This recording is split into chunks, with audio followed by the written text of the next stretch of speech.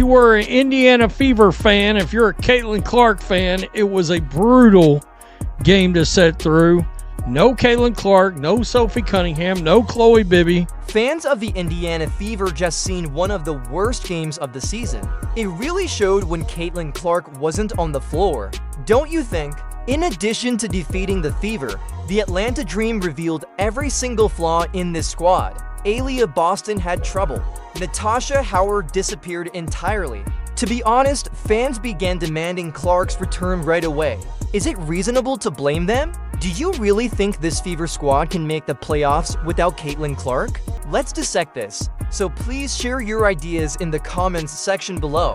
The Indiana Fever headed into this playoff game already handicapped. And I'm not talking about some arcane sports term here. Caitlin Clark, no. That's the headline exactly.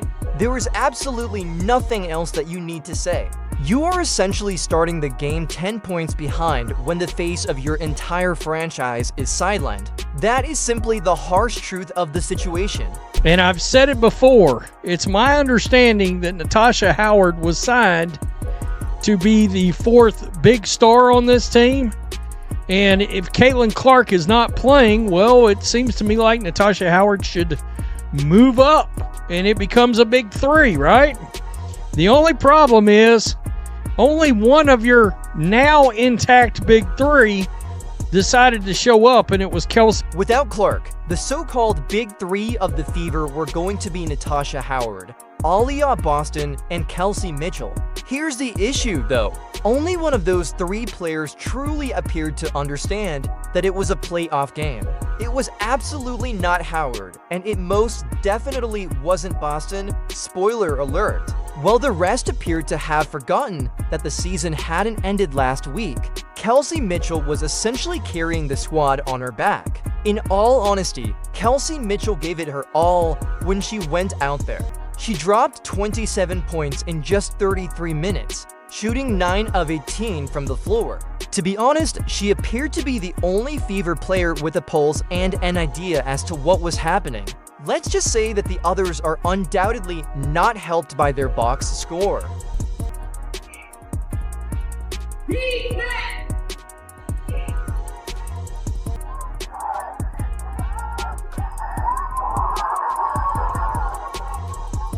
Aaliyah just last year, Boston, the Golden Kid, was the top pick.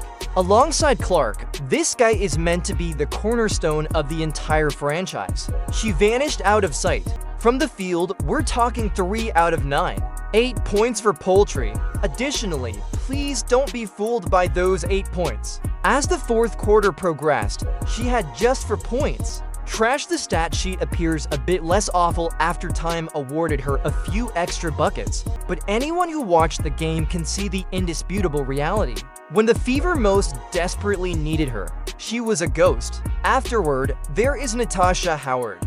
Do you wish to discuss Invisible? She made a mistake. For those who are keeping score, that is a pitiful 28%, obtaining a pitiful 5 points.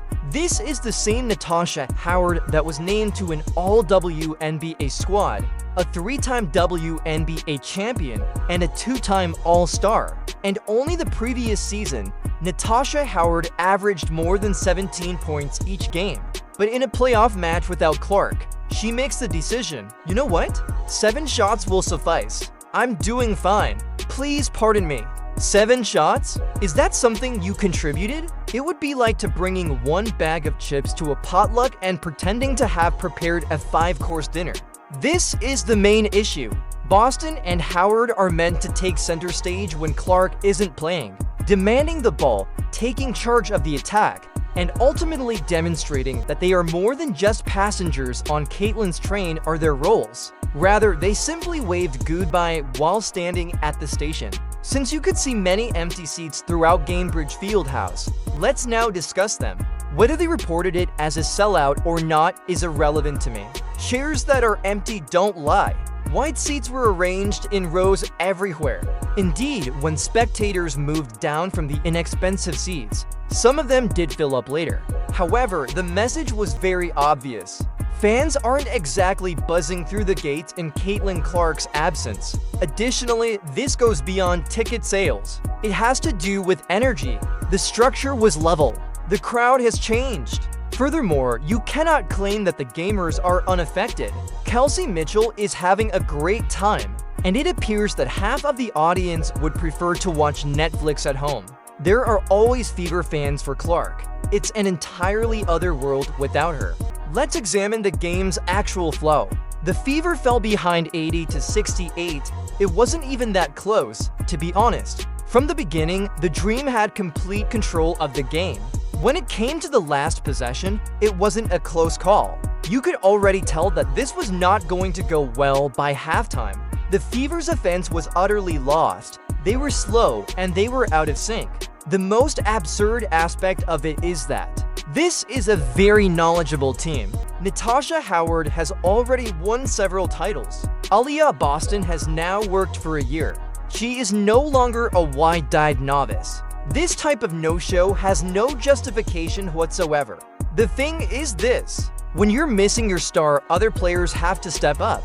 It's only a matter of sports. However, Boston and Howard backed down from the attention rather than rising to the occasion. They appear shy.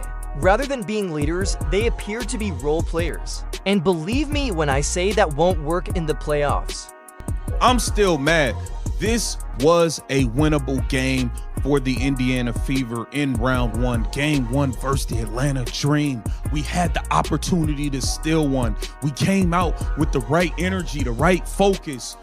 The second quarter, they made adjustments. They upped their intensity, slowed down the game, upped their physicality, and we just didn't make any adjustments. Yes, the referees were clowns. Yes, Aliyah Boston was a no-show. Yes, Natasha Howard looked like a fossil out there on the floor who should not be in the league because she's washed. Yes, all of that is true. Our head coach, Stephanie White, is a bonehead. All of that is true. And with that being said, we had an opportunity to win. And now we have Stephanie White at the podium with no idea on assist us in winning a match.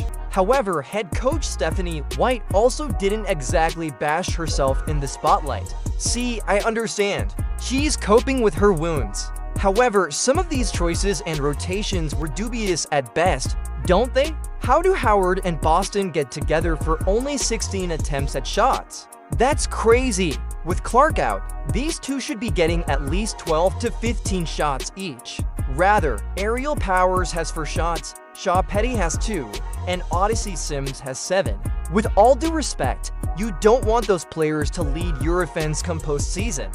White's brief encounter with the referees followed. Indeed, she received a technical foul, and some people even pretended that it was a show of leadership. I apologize, but games are not won by technicals. Boston and Howard don't suddenly remember how to play basketball after a technical. It was too little, too late. It served only as a distraction. Let's just finish this up now. Speaking of the referees, they were terrible, and against both teams. Not just the Fever, MIS calls, phantom fouls, inconsistency, it was all over the place. This game was a prime illustration of the WNBA's notoriously bad officiating, which is a problem in professional sports. Here's the worst part, though. Bad play is not excused by poor officiating. The referees did not cause the Fever to lose. They lost because 2/3 of their so-called stars didn't show up to play. Because Fever fans are intelligent, let's take a moment to return to the fans. They see the events. They are aware that Caitlin Clark is the lifeblood of this team. Furthermore, they are quite justified in calling for Clark's return after witnessing Boston and Howard falter in this match. Without her, the team is uninspired, lifeless, and, to be honest, unwatchable. To watch an 8-point Boston and a 5-point Howard, fans aren't spending a lot of money. They are not afraid to express their desire for Caitlin Clark. To be honest, that begs a more important question. How much tolerance do Fever supporters actually have for Howard and Boston? Although Boston is young, she is meant to be a key component. These kinds of nights don't exactly give you confidence, do they? She's also a veteran, Howard. She ought to be more aware. She ought to insist on the ball. When Clark isn't around, she ought to take over. Rather, she acted as if she were a role player lurking in the background. And that is unacceptable, my friends. Let's not even discuss the deficiency in three-point shooting. In 2025, Boston, Howard, and Lexi Holt combined for 8 of 29 points and 1 three-pointer, as well as professional basketball. Do you mean me? That's not just bad, that's straight out embarrassing. Thus, it is true that Fever supporters were irate and upset, and they had every right to. It's cruel to watch your squad suffer bullying at the hands of the dream your supposed stars vanish. And Clark's absence just served to highlight it. This team would be simply another WNBA team that people forget without her. Alongside her, there must, and that's where the pressure really lies, because Clark is the franchise's lifeblood, not just a player. She's the reason fans pack the arena. She is the reason why the Fever is ever mentioned in relation to sports in general. They would be completely meaningless without her. Additionally, fans won't sit idly by while Howard and Boston act like celebrities. They will make a strong demand for Clark's return. Let's take a moment to consider how drastically things have gotten out of control since she left. Aaliyah Boston was expected to be the best interior player, a top choice, and the type of player who commands the glass, dominates the paint, and gets those easy buckets. Rather, it appears like she is doing laboratory experiments as she throws up 3 out of 9. Even though you are the franchise's star player, you only get 9 shots in a game without your best player. That is unethical. It's not unlucky. It is a poor basketball IQ, and let's not even talk about Natasha Howard. This woman has championship rings. She has attended an all-star game. She has demonstrated her ability to score highly. She essentially clocked in and begged to leave early, which went against her dream. 5 points is a 2 of 7 ratio. You only have it. When your reputed superstar guard isn't there, you provide that. At such point, you should take action rather than retreat. As all of her teammates aren't matching her intensity, Kelsey Mitchell is out here tearing it up, scoring 27 points by herself. She's probably wondering if she wandered into a YMCA game. This squad cannot be led by her alone. She isn't Clark. She isn't made to perform night after night for a whole franchise. Although she is a scorer, she is hardly a franchise savior. Everyone is aware that Caitlin is responsible for that. We shouldn't sugarcoat it. Fans of the Fever were robbed. They didn't pay for this team to watch Natasha Howard appear to have forgotten what basketball is, or Aaliyah Boston miss layups. Stephanie White clapping on the sidelines like it was a junior high game is why they didn't purchase tickets. No, they purchased tickets due to the fact that Caitlin Clark is performing. The attraction is Caitlin Clark. The only reason half of the nation is even aware of the existence of the Indiana Fever is because of Caitlin Clark. Let's not act as though the league is unaware of this either. There are crowded arenas, kids wearing number 22 jerseys, merchandise flying off the shelves, ESPN forcing highlights down everyone's throat, and more when Caitlin is in the lineup. The white seats in the arena, let's just say, looked like they were ready for a yard sale without her. This is where it gets sarcastic. The team keeps giving us justifications such, we have to manage Caitlin's minutes, protect her body, and think long-term. Yes, that does sound honorable. You seem to be watching out for your player. Let's be honest though, you are not safeguarding Caitlin Clark if she is well enough to play and you continue to sit her down. You're shielding yourself from your own poor coaching choices. Because this is the reality. In her absence, you're vulnerable. Every error on the roster is emphasized. Everything comes out. The play calling is unclear. The so-called bigs are inconsistent, and there is a lack of depth. Consider it this way. Caitlin pushes defenders when she's on the court. She makes an effort. She makes lanes for Mitchell, Howard, and Boston.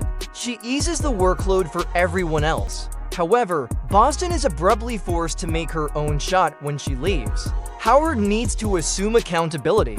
The attack as a whole crumbles when Mitchell becomes stuck. This coaching staff somehow doesn't understand basketball 101. Not to mention the supporters that made the long commute to watch Caitlyn perform. We are discussing families that used their savings to pay for hotels, tickets, and gas. They come expecting the top name in women's basketball, but Howard scores 5 points and Boston scores 8. Are those fans likely to return, in your opinion? Do you believe they will purchase season tickets for the upcoming season? I wish you luck on it. The larger problem is this. Fire is being played with by the Fever. They have more than just their greatest player in Caitlin Clark. Their brand is hers, and brands are brittle. Fans will leave if you continue to provide them with meaningless statistics, empty seats, and meaningless justifications. On YouTube, they will view her highlights. They won't keep squandering money on a team that can't see the obvious, but they will watch her play when she is with Team USA or perhaps another team in the future. As you lose by double digits, your future is on the waiting list. Let's return to the game versus the dream now. According to the score, 80-68, although it doesn't appear to be a blowout on paper, if you watched it, you can see that it was never close. The Fever appeared to be dead. Even the dream wasn't that good. They didn't have to be, though. They only needed to play steadily to win over Indiana, and that's the unfortunate aspect. It has nothing to do with skill. It was a matter of effort. The Fever simply lacked that fire in Caitlin Clark's absence. Fans are already reciting the silent passage aloud. We're done if Caitlin doesn't return. They are no longer making courteous inquiries. Their demands are unreasonable, and you cannot hold them responsible. They have been following this team for years, fought to remain current. The biggest star to enter the league in decades, Caitlin Clark, is finally acquired, and the Fever are instantly well known. However, as soon as she leaves, the old Fever return. And believe me, nobody is paying to watch that. The Fever front office needs to wake up quickly because they will lose more than just games if they continue to make decisions like these. They will lose all of their supporters. Furthermore, no amount of Kelsey Mitchell's 27-point heroics will be able to save you after that occurs.